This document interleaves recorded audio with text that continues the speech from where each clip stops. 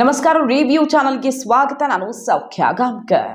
ದೇಶದ ಮುಸಲ್ಮಾನರಿಗೆ 20 ಕೋಟಿ ಮುಸಲ್ಮಾನರಿಗೆ big message ಕೊಟ್ಟ ಮೊದಲ ಬಾರಿಗೆ ಬಿಗ್ ಮೆಸೇಜ್ ಕೊಟ್ಟ ಮೋದಿ ಜಗತ್ತಿಗೆ, ಬಲಿಷ್ಠ ರಾಷ್ಟ್ರಗಳಿಗೆ ಯಾವ ರೀತಿಯ ಸಂದೇಶವನ್ನು ಕೊಟ್ಟಿದ್ದಾರೆ ಈ ಮೂಲಕ ಮಹತ್ವ ಪಡ್ಕೊಳ್ತಾ ಇದೆ ಈ ಹೇಳಿಕೆ. ಮಾಹಿತಿ ಮುಂದೆ ಇಡ್ತಾ ಇದೀವಿ. ಮಿಸ್ ಮಾಡಿದ್ರೆ ನಮ್ಮ ಚಾನಲ್ನ ಸಬ್ಸ್ಕ್ರೈಬ್ ಮಾಡಿ, ಹಾಗೆ ನಿಮ್ಮ ಅಭಿಪ್ರಾಯ ಕಮೆಂಟ್ ಮಾಡಿ ತಿಳಿಸಿ. ಎಸ್ ವೀಕ್ಷಕರೇ, ಕೆಲವು ದಿನಗಳ ವರ್ಷಗಳ ಹಿಂದಿನ ಮಾತು, ಮೋದಿ ಅಥವಾ ಭಾರತದಲ್ಲಿ ಈಗಿರುವಂತಹ ಆಡಳಿತ ಆಂಟಿ ಮುಸ್ಲಿಂ ಅನ್ನುವಂಥ ಒಂದು ಹಣೆಪಟ್ಟಿ ಕಟ್ಟುವ ಪ್ರಯತ್ನಗಳು ವಿದೇಶದಲ್ಲಿ ಆಗಿವೆ, ವೆಸ್ಟರ್ನ್ ರಾಷ್ಟ್ರಗಳಲ್ಲಾಗಿವೆ. ಅಮೆರಿಕಕ್ಕೆ ಹೋದ್ರೆ ಅಲ್ಲೂ ಕೂಡ ಇಂಥ ಪ್ರಯತ್ನವನ್ನು ಅಲ್ಲಿನ ಮಾಧ್ಯಮಗಳು ಮಾಡಿವೆ. ಕಳೆದ ಬಾರಿ ಮೊನ್ನೆ ಅಮೆರಿಕಕ್ಕೆ ಹೋದಾಗ ಮೋದಿ ಅವ್ರನ್ನ ನಿಮ್ಮ ದೇಶದಲ್ಲಿರುವಂತಹ ಮೈನಾರಿಟಿ ರೈಟ್ಸ್ ಇಂಪ್ರೂವ್ ಮಾಡೋ ನಿಟ್ಟಿನಲ್ಲಿ ಏನು ಕ್ರಮ ತಗೊಳ್ತೀರಿ ಅಂತ ಕೇಳಿದಾಗ ಇಂಪ್ರೂವ್ ಮಾಡೋ ಪ್ರಶ್ನೆನೇ ಇಲ್ಲ, ಈಗಾಗಲೇ ಚೆನ್ನಾಗಿ ಬದುಕ್ತಾ ಇದ್ದಾರೆ, ಇನ್ನೇನು ಇಂಪ್ರೂವ್ಮೆಂಟ್ ಅನ್ನುವಂಥ ಖಡಕ್ ಉತ್ತರವನ್ನು ಕೊಟ್ಟು ಬಂದಿರ್ತಾರೆ ಮೋದಿ. ಇತ್ತೀಚೆಗೆ ಒಂದೊಂದೇ ದೇಶದ ನಿಲುವು ಓಪನ್ ಆಗಿ ಹೊರಗಡೆ ಬರ್ತಾ ಇದೆ. ಇಷ್ಟು ವರ್ಷ ನಡೀತಾ ಇದ್ದಿದ್ದು ಅದೇ. ಅಮೆರಿಕದಲ್ಲಾಗ್ಲಿ ಬೇರೆ ರಾಷ್ಟ್ರಗಳಲ್ಲಾಗ್ಲಿ ಮೈನಾರಿಟಿ, ಪರ್ಟಿಕ್ಯುಲರ್ಲಿ ಮುಸ್ಲಿಂ ಅಂತ ತಗೊಂಡ್ರೆ ಆ ದೇಶದಲ್ಲಿ ಹೆಂಗ್ ನಡೆಸ್ಕೋತಾರೆ ಅವರನ್ನ ಅನ್ನೋದು ಆಗಾಗ ಸುದ್ದಿ ಆಗ್ತಿತ್ತು. ಆದ್ರೆ ಟಾರ್ಗೆಟ್ ಮಾಡ್ತಾ ಇದ್ದಿದ್ದು ಮಾತ್ರ ಪಾಶ್ಚಿಮಾತ್ಯ ದೇಶಗಳು ಭಾರತವನ್ನ ಈ ವಿಚಾರದಲ್ಲಿ, ಅದು ಮೋದಿ ನಾಯಕತ್ವದಲ್ಲಿ. ಈಗ ಇತ್ತೀಚೆಗಂತೂ ನೇರವಾಗಿ ಮಾತಾಡೋಕೆ ಶುರು ಮಾಡಿಬಿಟ್ಟಿದ್ದಾರೆ. ಫಾರ್ ಎಕ್ಸಾಂಪಲ್, ಇಟಲಿ ಮೆಲೋನಿ ಮಾತು ಸಿಕ್ಕಾಪಟ್ಟೆ ಸಂಚಲನ ಸೃಷ್ಟಿ ಮಾಡ್ತು. ಮುಸಲ್ಮಾನ್ ಆಚರಣೆಗಳು ನಮಗೆ ಹೊಂದಾಣಿಕೆ ಆಗಲ್ಲ, ಯುರೋಪಿಯನ್ ಸಿವಿಲೈಸೇಷನ್ ಜೊತೆ ಹೊಂದಾಣಿಕೆ ಆಗಲ್ಲ, ನಾನು ಯಾವತ್ತಿಗೂ ಶರಿಯಾ ಕಾನೂನನ್ನ ನಮ್ಮ ದೇಶದಲ್ಲಿ ಇಂಪ್ಲಿಮೆಂಟ್ ಆಗೋಕೆ ಬಿಡೋದಿಲ್ಲ ಅನ್ನುವ ಮೂಲಕ ಅತ್ಯಂತ ಕಠಿಣ ಮಾತನಾಡಿದ್ರು ದೇಶದ ಪ್ರಧಾನಿಯಾಗಿ. ಅದೇ ನಮ್ಮ ದೇಶದಲ್ಲಿ ಅಂತ ಮಾತಾಡಿದ್ರೆ ಏನಾಗ್ತಿತ್ತು ಅನ್ನೋದು ಸುದ್ದಿ ಆಯ್ತು, ಸಂಚಲನ ಸೃಷ್ಟಿ ಮಾಡ್ತು. ಮೋದಿ ಅವರಿಗೆ ಇತ್ತೀಚೆಗೆ ಕ್ಲೋಸ್ ಆಗಿರುವಂಥ ಮೆಲೋನಿ ಈ ಸ್ಟೇಟ್ಮೆಂಟ್, ಮತ್ತೆ ರಿಷಿ ಸುನಕ್, ಬ್ರಿಟನ್ನ ರಿಷಿ ಸುನಕ್ ಮೆಲೋನಿ ಜೊತೆಗೆ ಕಂಪ್ಲೀಟ್ ರೈಟ್ ವಿಂಗ್ ಫೆಸ್ಟಿವಲ್ ಒಂದರಲ್ಲಿ ಕಳೆದ ತಿಂಗಳು ಕಾಣಿಸ್ಕೊಂಡಿದ್ದು ಅಚ್ಚರಿಗೆ ಕಾರಣವಾಯ್ತು. ಬಟ್ ಈಗ ಅದು ಅಚ್ಚರಿ ಅಂತ ಅನಿಸ್ತಾ ಇಲ್ಲ ಜಗತ್ತಲ್ಲಿ, ಯಾಕಂದ್ರೆ ಇಡೀ ಜಾಗತಿಕವಾಗಿ ಗ್ಲೋಬಲಿ ಪಾಲಿಟಿಕ್ಸು ರೈಟ್ ವಿಂಗ್ ಕಡೆಗೆ ವಾಲ್ತಾ ಇದೆ ಅನ್ನುವಂಥ ಒಂದು ವಿಚಾರ ಓಪನ್ ಆಗಿ ಅವ್ರ ಸ್ಟೇಟ್ಮೆಂಟ್ಗಳಲ್ಲಿ ಹೊರಗಡೆ ಬರ್ತಾ ಇದೆ. ಅಲ್ಲಿ ಇಮಿಗ್ರೆಂಟ್ಸ್ ಬಗ್ಗೆ ಕ್ರಮ ಕೈಗೊಳ್ತಾ ಇರೋದು, ರಿಷಿ ಸುನಕ್ ಮತ್ತು ಮೆಲೋನಿ ಇಬ್ರು ಈ ವಿಚಾರದಲ್ಲಿ ಒಂದಾಗಿದ್ದಾರೆ. ಯಾರು ಇಮಿಗ್ರೆಂಟ್ಸ್ ನಮ್ಮ ದೇಶಕ್ಕೆ ತೊಂದರೆ ಆಗ್ತಿದ್ದಾರೋ ಕಠಿಣ ಕ್ರಮ ತಗೊಳ್ಳೋದ್ರಲ್ಲಿ ಯೋಚನೆ ಮಾಡ್ತಾ ಇಲ್ಲ, ಅವ್ರು ಹಿಂದೆ ಮುಂದೆ ನೋಡ್ತಾ ಇಲ್ಲ. ಫ್ರಾನ್ಸಲ್ಲಿ ಏನಾಗ್ತಾ ಇದೆ, ದೊಡ್ಡ ದೊಡ್ಡ ಮುಸಲ್ಮಾನ್ ಸ್ಕೂಲ್ಗಳನ್ನ ಬಂದ್ ಮಾಡ್ತಿದ್ದಾರೆ, ಫಂಡ್ ಕೊಡೋದು ನಿಲ್ಲಿಸ್ತಾ ಇದ್ದಾರೆ. ಯಾಕಂದ್ರೆ ಇಲ್ಲಿ ಎಜುಕೇಶನ್ ಬೇರೆಯದ್ದೇ ರೀತಿಯಲ್ಲಿ ಕೊಡ್ತಾ ಇದ್ದಾರೆ, ಇವ್ರಿಗೆ ಬೇಕಂದಂಗೆ ಧರ್ಮದ ಪ್ರದರ್ಶನ ಮಾಡೋದಕ್ಕೆ ನಮ್ಮ ದೇಶದಲ್ಲೇ ಅವಕಾಶ ಇಲ್ಲ.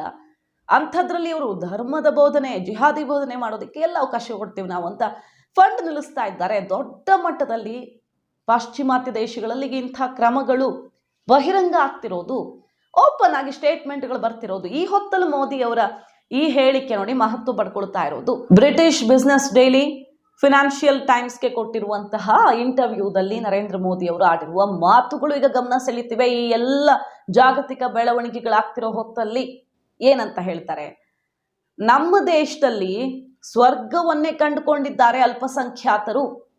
20 ಕೋಟಿಗೂ ಅಧಿಕ ಸಂಖ್ಯೆಯಲ್ಲಿರುವಂತಹ ಅಲ್ಪಸಂಖ್ಯಾತರು ನಮ್ಮ ದೇಶದಲ್ಲಿ ಸ್ವರ್ಗವನ್ನ ಕಂಡುಕೊಂಡಿದ್ದಾರೆ ಅನ್ನೋದಕ್ಕೆ ಏನು ವಿಶೇಷವಾಗಿ ಹೇಳಬೇಕಾಗಿಲ್ಲ ನಾವು. ಯಾಕಂದ್ರೆ ಪ್ರತಿದಿನ ನಮ್ಮ ಸರ್ಕಾರದ ವಿರುದ್ಧ, ಆಡಳಿತದ ವಿರುದ್ಧ ಟೀಕೆ ಟಿಪ್ಪಣಿ, ತೊಂದರೆ ಆಗ್ತಿದೆಯೋ ಮತ್ತೊಂದೋ ಮಗದೊಂದೋ, ಒಟ್ಟಿನಲ್ಲಿ ಸದಾ ವಿರೋಧ ಜಾಗತಿಕವಾಗಿ ಸದ್ದು ಮಾಡೋದಕ್ಕೆ ಅವಕಾಶ ಇದೆ ನಮ್ಮ ದೇಶದಲ್ಲಿ. ಅಂದ್ರೆ ಪದೇ ಪದೇ ಸ್ಟೇಟ್ಮೆಂಟ್ಗಳು, ಮೀಡಿಯಾದಲ್ಲಿ ಸುದ್ದಿಗಳು ಬರ್ತಾ ಇವೆ ಅಂದ್ರೆ ಅದಕ್ಕಿಂತ ವಿಶೇಷವಾಗಿ ಹೇಳಲೇಬೇಕಾಗಿಲ್ಲ.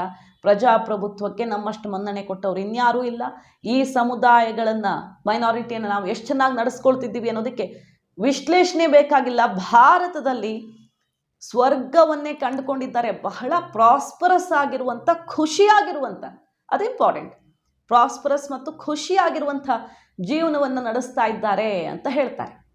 ಅಷ್ಟೇ ಅಲ್ಲ, ಮೈನಾರಿಟಿ ಫ್ಯೂಚರ್ ಬಗ್ಗೆ, ಫ್ಯೂಚರ್ ಸೇಫ್ಟಿ ಬಗ್ಗೆ ಫಿನಾನ್ಷಿಯಲ್ ಟೈಮ್ಸ್ ಪ್ರಶ್ನೆಗೆ ಪಾರ್ಸಿಗಳ ಎಕ್ಸಾಂಪಲ್ ಅನ್ನ ಕೊಡ್ತಾರೆ.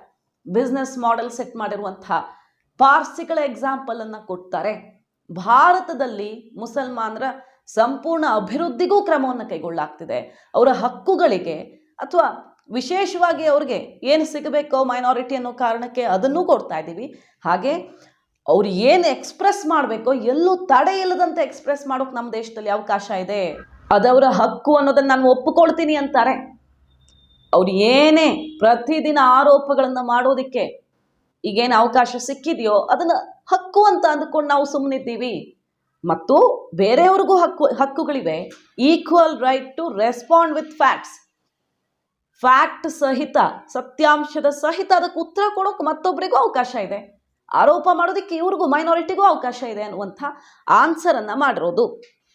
ಇಷ್ಟು ಅಧಿಕ ಸಂಖ್ಯೆಯಲ್ಲಿ ಅಲ್ಪಸಂಖ್ಯಾತರನ್ನ, ಮುಸಲ್ಮಾನ್ ಅಲ್ಪಸಂಖ್ಯಾತರನ್ನ ಹೊಂದಿರುವಂಥ ದೇಶ. 14.28% ಇಡೀ ಎಂಟೈರ್ ಪಾಪ್ಯುಲೇಷನಲ್ಲಿ 20 ಕೋಟಿ ಮುಸಲ್ಮಾನರು. ಸೊ ಇದು ಸಣ್ಣ ವಿಷಯ ಅಲ್ಲ, ಭಾರತದಲ್ಲಿ ಮಾತ್ರ ಸಾಧ್ಯವಾಗಿರೋದು. ಮತ್ತು ಇದು ಸ್ವರ್ಗವನ್ನೇ ಕಂಡುಕೊಂಡಿದ್ದಾರೆ ಭಾರತದಲ್ಲಿ ಅಂತ ಅವರು ರಿಪೀಟ್ ಮಾಡ್ತಾರೆ ವಿಚಾರವನ್ನ. ಮತ್ತು ಅವರು ಬಣ್ಣಿಸೋದು ಭಾರತದಲ್ಲಿ ಸಮಾಜಕ್ಕೆ ಡಿಸ್ಕ್ರಿಮಿನೇಷನ್ ಅನ್ನುವಂಥ ಗುಣವೇ ಇಲ್ಲ. ಅಲ್ಪಸಂಖ್ಯಾತ ಸಮುದಾಯಗಳನ್ನ ಡಿಸ್ಕ್ರಿಮಿನೇಟ್ ಮಾಡುವಂಥ ಗುಣವೇ ಭಾರತದಲ್ಲಿಲ್ಲ ಅನ್ನೋದಕ್ಕೆ ಸಾಕ್ಷಿಯೇ ಇಷ್ಟು ಓಪನ್ ಆಗಿ ಅವರು ಮಾತಾಡ್ತಿರೋದು, ತಮ್ಮ ಹಕ್ಕುಗಳ ಬಗ್ಗೆ ಆರೋಪಗಳನ್ನು ಮಾಡ್ತಿರೋದು ಅಂತ ತಿರುಗಿಸಿ ಉತ್ತರ ಕೊಟ್ಟಿದ್ದಾರೆ. ಪಾಶ್ಚಿಮಾತ್ಯ ದೇಶಗಳಿಗೆ ಇದು ಚಾಟಿ ಏಟಿನಂತೆ. ಯಾಕಂದ್ರೆ ತಮ್ಮಲ್ಲಿ ತಾವು ನಡೆಸ್ಕೊಳ್ತಿರೋದು ಒಂದು ರೀತಿ ನ್ಯಾಷನಾಲಿಟಿ, ನೇಷನ್ ಫಸ್ಟ್ ಅನ್ನೋದು ಅವರ ನಿರ್ಧಾರ.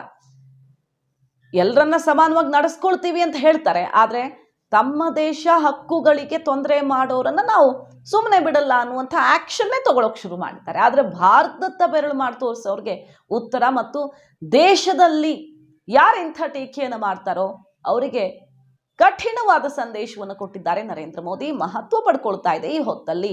ಈ ಸಲ 24ರ ಚುನಾವಣೆಯಲ್ಲಿ BJP interestingly Muslim vote bank ಮೇಲೂ ಕೂಡ ಕಣ್ಣು ಹಾಕಿದೆ.